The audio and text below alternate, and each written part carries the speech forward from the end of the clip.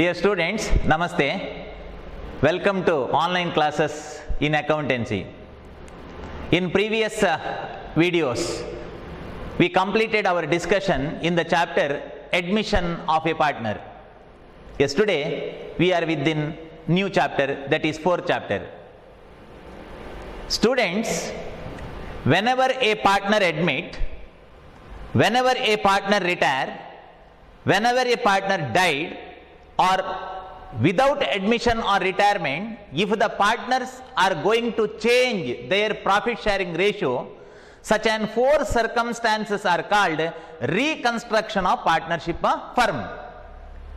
I repeat, ಒಬ್ಬ partner admission ಆಗ್ತಾನೆ, ಹೊಸಬ ಸೇರಿಕೊಳ್ತಾನೆ, ಆರ್ ಒನ್ ಪಾರ್ಟ್ನರ್ ರಿಟೈರ್, ಒಬ್ಬ ರಿಟೈರ್ಡ್ ಆಗ್ತಾನೆ, ಆರ್ ಎ ಪಾರ್ಟ್ನರ್ ಡೈಡ್, ಒಬ್ಬ ಪಾರ್ಟ್ನರ್ ಸತ್ತು ಹೋಗ್ತಾನೆ, ಆರ್ ಅಡ್ಮಿಷನ್ ಇಲ್ಲ, ರಿಟೈರ್ಮೆಂಟ್ ಇಲ್ಲ, ಅಷ್ಟೇ ಸಂಖ್ಯೆಯಲ್ಲಿರ್ತಾರೆ.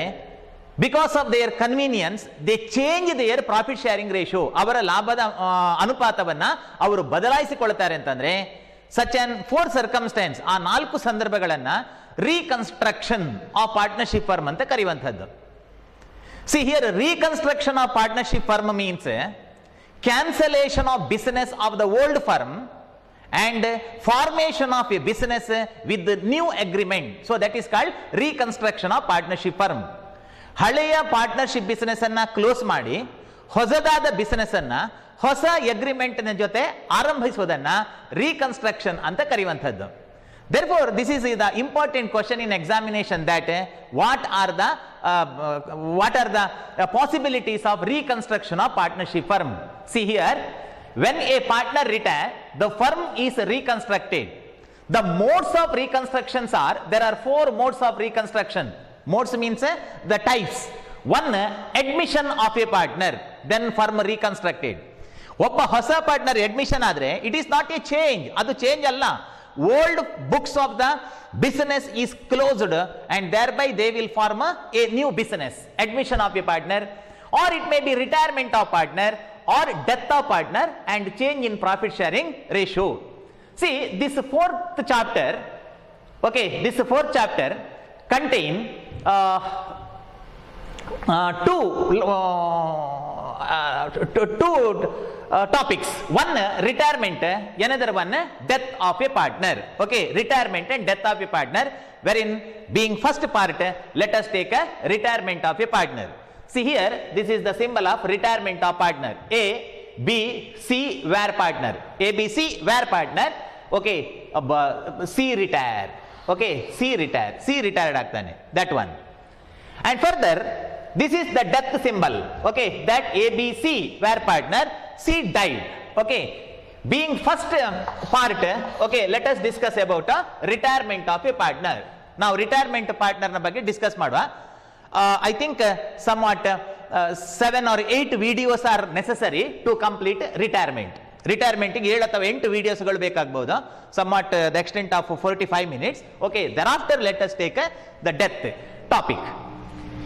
Yes, let us take study about retirement in the next slide.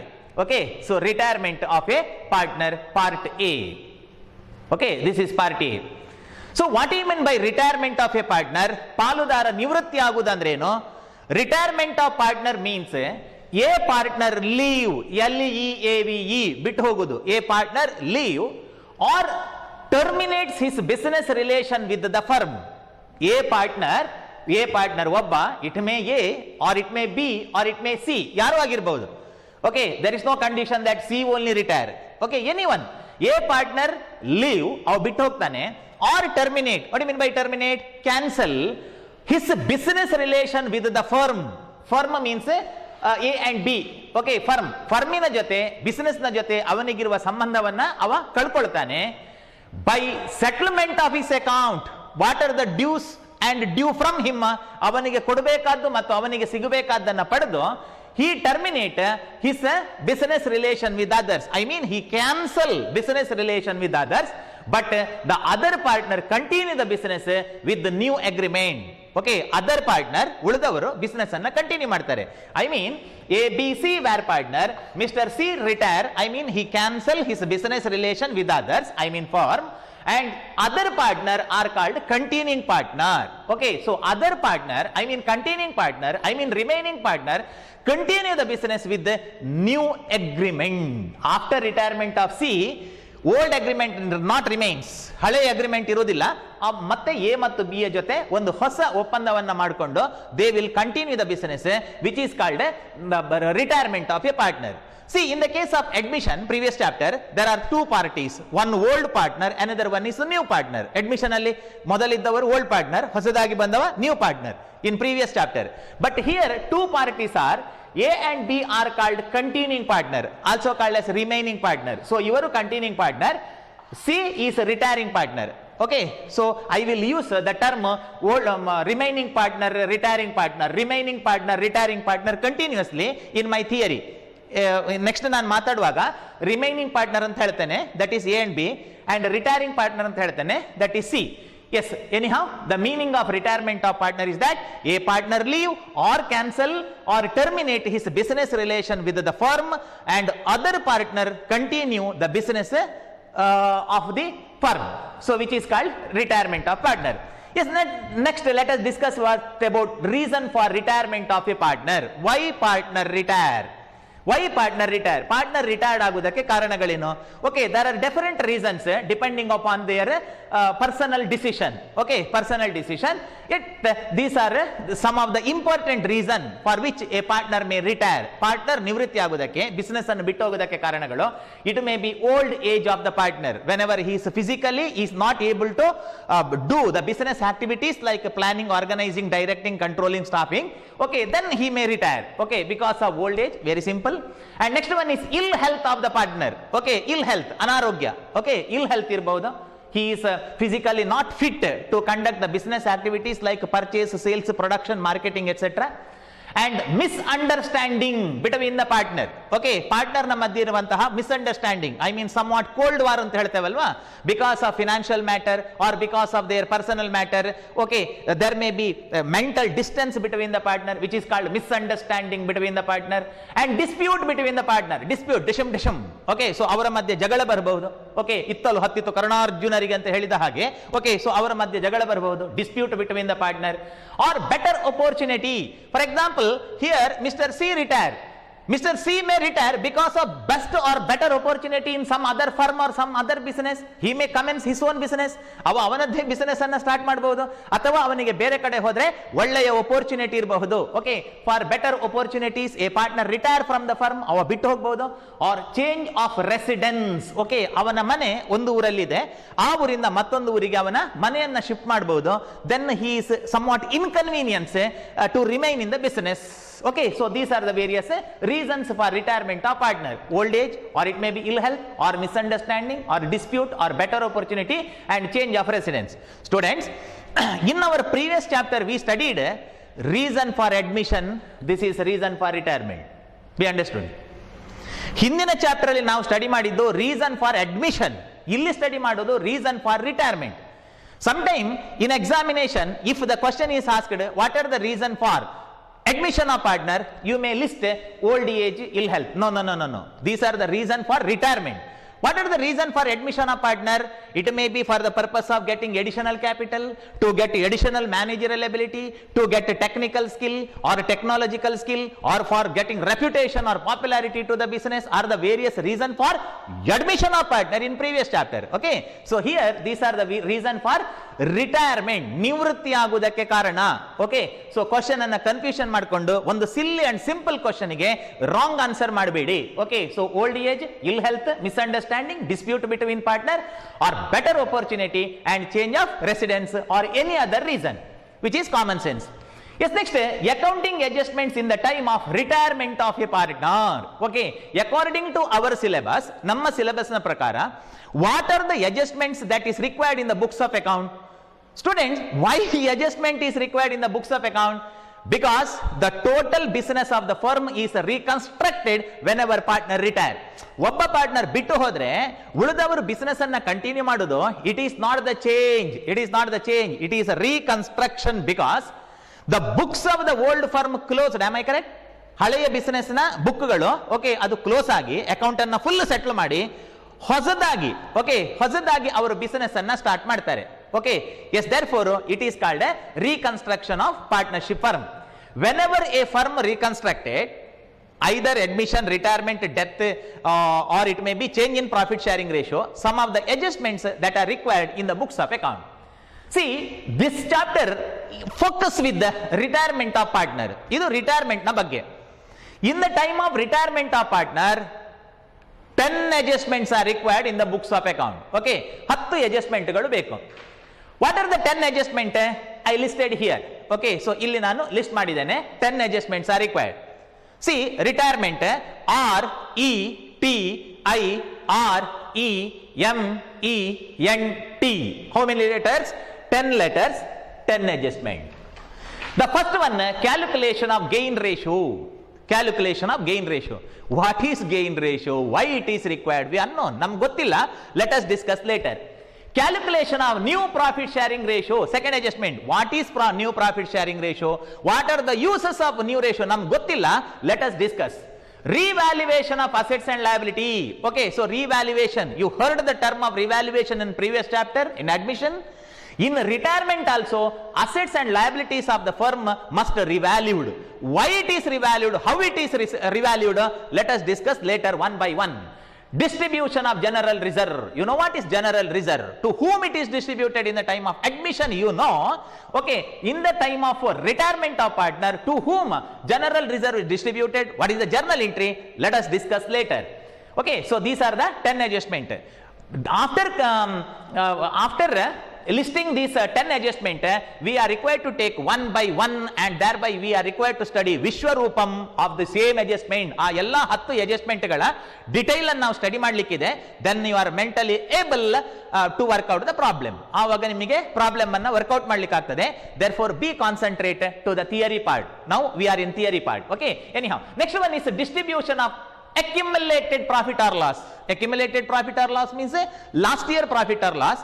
To whom it is distributed in the time of retirement, let us discuss later. And distribution of accrued profit or loss. See, this is the new term, accrued profit or loss. I think you never heard the term of accrued profit or loss in first PU. Okay, so accrued profit or loss, how it is distributed, to whom it is distributed. More than that, what is the meaning of it? Let us discuss later. And treatment of goodwill. Okay, so treatment of goodwill, a lion adjustment, one the dodda adjustment in the time of retirement or in the time of admission. Let us discuss later. Adjustment to remaining partners capital account. What is the adjustment required? Why adjustment is required to the remaining partner after the retirement of retiring partner? Let us discuss later. And settlement of amount due or due from the retiring partner. Okay, so retiring partner ಗೆ ಕೊಡಬೇಕಾದ amount ಅನ್ನ ಅವನಿಗೆ ಕೊಡ್ಲಿಕ್ಕೆ what is the entry? And preparation of ledger account and new balance sheet. Okay, in the time of retirement of partner, business is required to prepare various ledger account. What are the different ledger account? Let us discuss later. ಮಕ್ಕಳೇ, 10 adjustment ಅನ್ನು ಬಡ ಬಡ ಬಡ ಬಡ ಬಡ ಹೇಳಿದ್ದೇನೆ. ನಿಮಗೆ ಏನು ಅರ್ಥ ಆಗಲಿಲ್ಲ ಅಂತ ನನಗೆ ಗೊತ್ತುಂಟು. Okay, let us discuss one by one. Yes, first one, the first adjustment, calculation of gain ratio.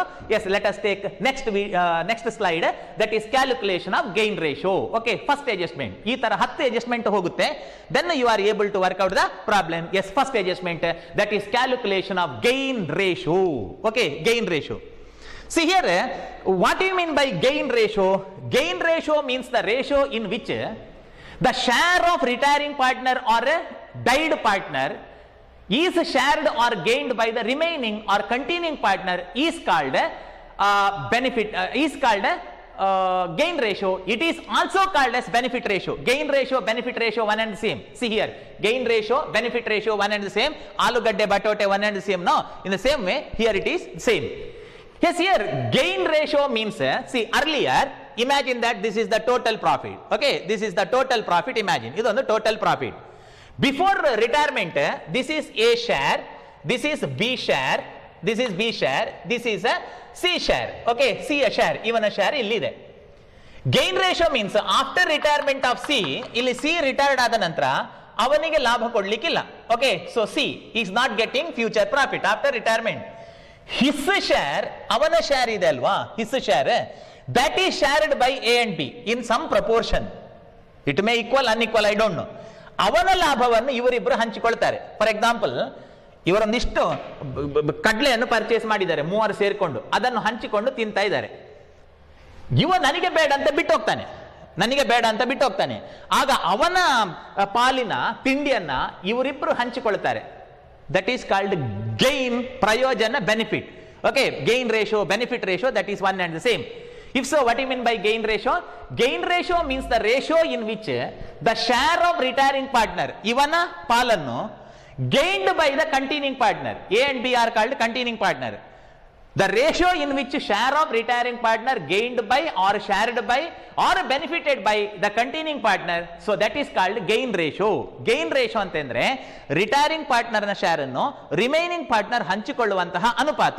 It may equal or it may unequal. There is no condition that it should be equal. In other words imagine that this is the total profit. ಇದನ್ನು this is A share, this is B share, this is C share. Okay, A, B, C. Here C retire, this is the proportion of C share. This share of C is shared by A and B in some proportion. See, in this proportion avana labhavannu ivaribbru hanchikoltare. So that ratio is called a benefit ratio, also called as a gain ratio. Now the question arises, what is the use of gain ratio? Gain ratio yake beku? Gain ratio is required to distribute retiring partner share of goodwill to the continuing partner. See here, if the total goodwill of the firm is 30,000, out of 30,000 for calculation purpose or accounting purpose, if they consider only retiring partner share, retiring partner share ಅನ್ನು ಮಾತ್ರ ಅವರು consider ಮಾಡಿ, 10,000 ಅನ್ನು ಮಾತ್ರ consider ಮಾಡಿ, remaining 20,000 ಅನ್ನು ignore ಮಾಡಿ, if only 10,000 goodwill is to be consider, what is that 10,000?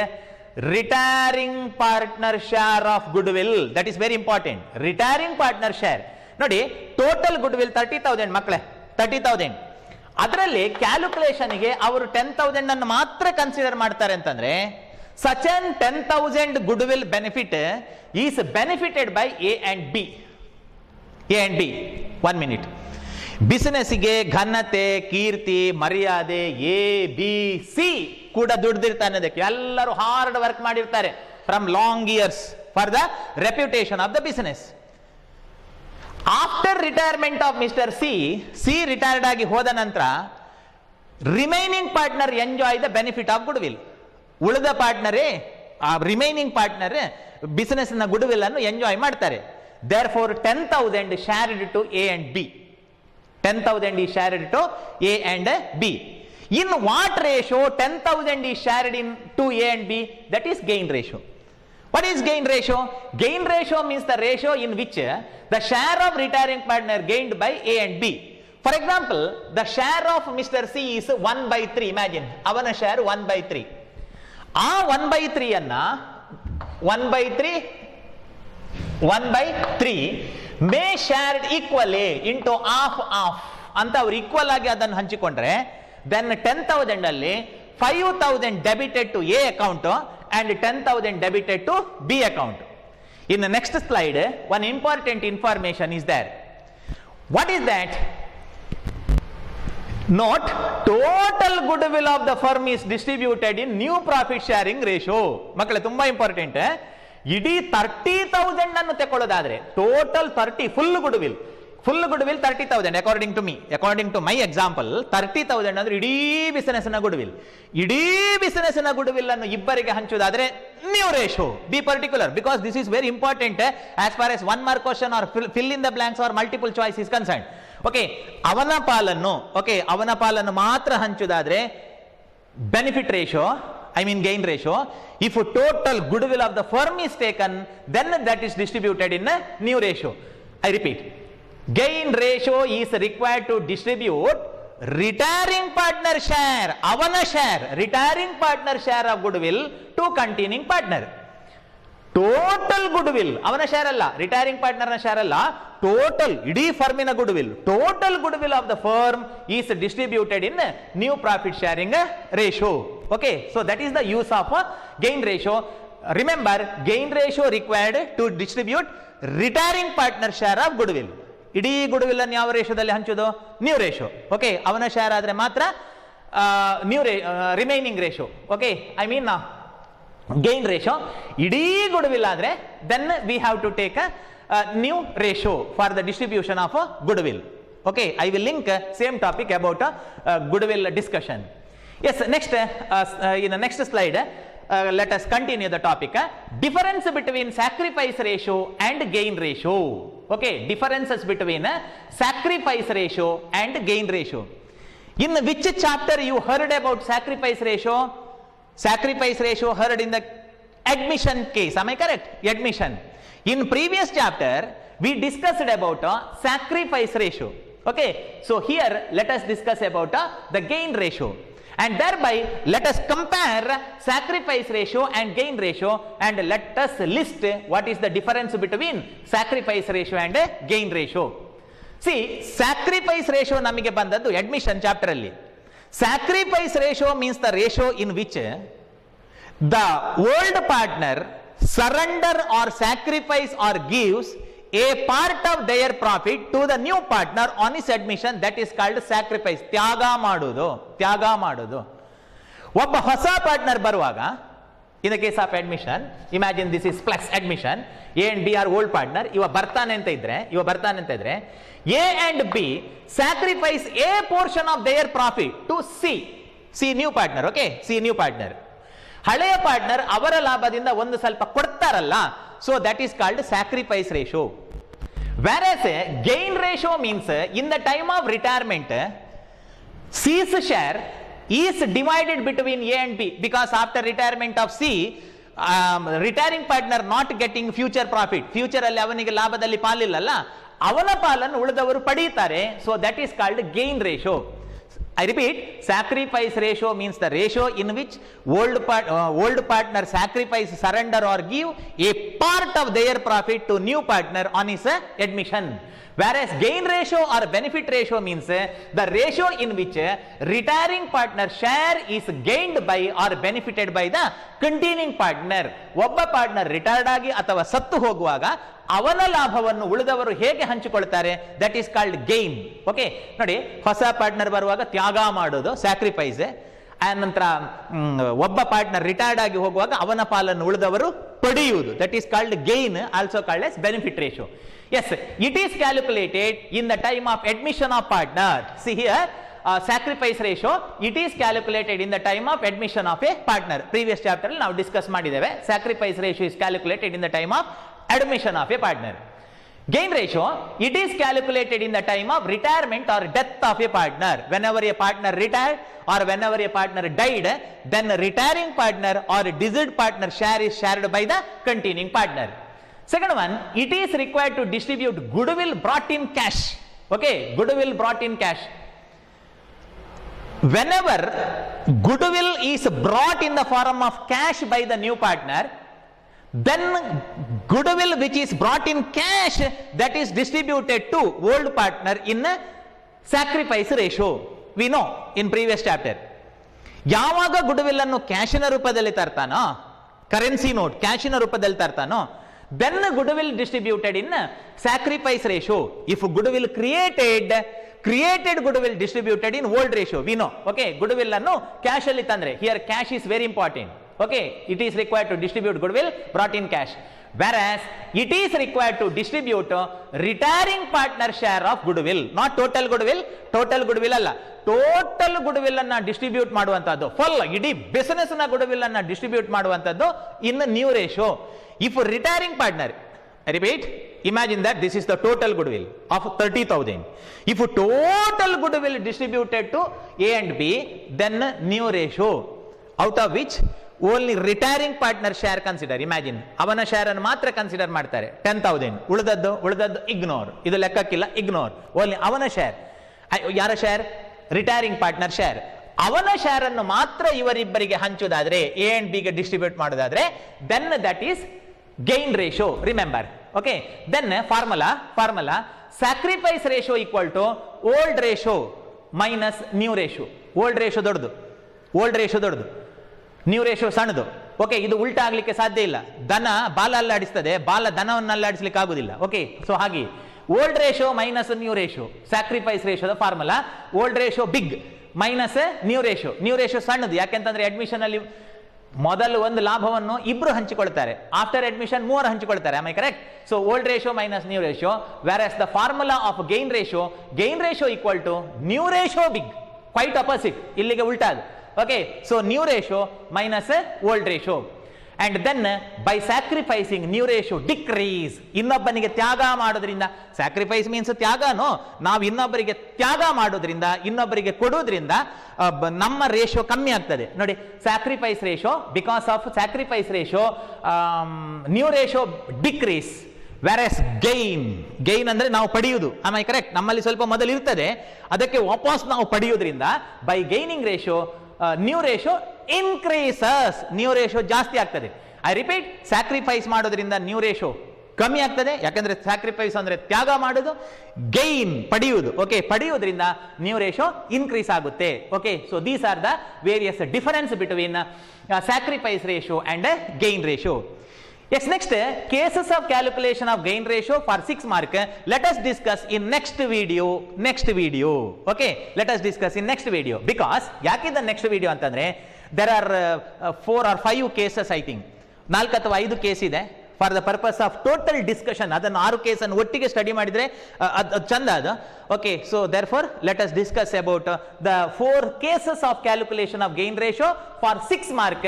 Okay, in next videos. Students, being introductory part to the chapter retirement of partner, we studied what is the meaning of retirement of partner. ಏನು retirement ಅಂದ್ರೆ, a partner used to cancel or a partner used to leave his business relation, business ಅನ್ನ ಬಿಟ್ಟು ಹೋಗುವುದು by settlement of his account, and remaining partner continue the business. ಉಳಿದವರು business ಅನ್ನ continue ಮಾಡ್ತಾರೆ.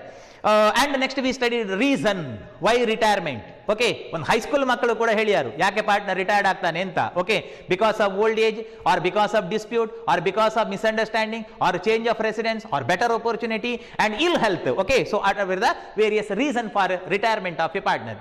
Then we studied about what are the adjustments required in the time of admission of partner. A long list was there. Okay, idರಲ್ಲಿ long list ಇದೆ ಅದರದ್ದು.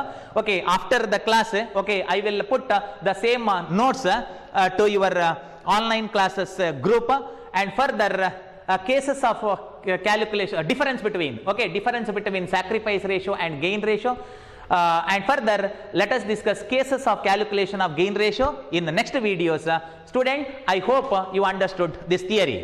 Remember, theory is more important and most important because by the help of this theory, you can answer 1 mark question or 2 mark question, and further in the case of 1 mark, it may be fill in the blanks, or it may be true or false, or it may be multiple choice, or it may be 1 word answer. You can answer theory artha adre, and further if you understand theory, then you can answer even 12 mark questions also. Okay, 12 mark ina question igu kuda answer ಮಾಡ್ಲಿಕ್ಕೆ ಆಗ್ತದೆ. Theory is base to work out the problem. Okay, ಒಂದು ಊರಿಗೆ ಹೇಗೆ ಹೋಗಬೇಕು ಅಂತ ನಮಗೆ theory ಗೊತ್ತಿದ್ರೆ ನಮಗೆ ಪ್ರಾಕ್ಟಿಕಲಿ ಹೋಗ್ಲಿಕ್ಕೆ ಆಗ್ತದೆ. Am I correct? In the same way here also, always be concentrate to the theory part. After completion of theory part, you must able to work out the problem independently. Okay, ನಿಮಗೆ ಸ್ವತಂತ್ರರಾಗಿ ನಿಮಗೆ problem ಅನ್ನು workout ಮಾಡ್ಲಿಕ್ಕೆ ಆಗಬೇಕು. Okay, I hope you understood. Student, take care, be safe. Let us meet together in next videos. Namaste.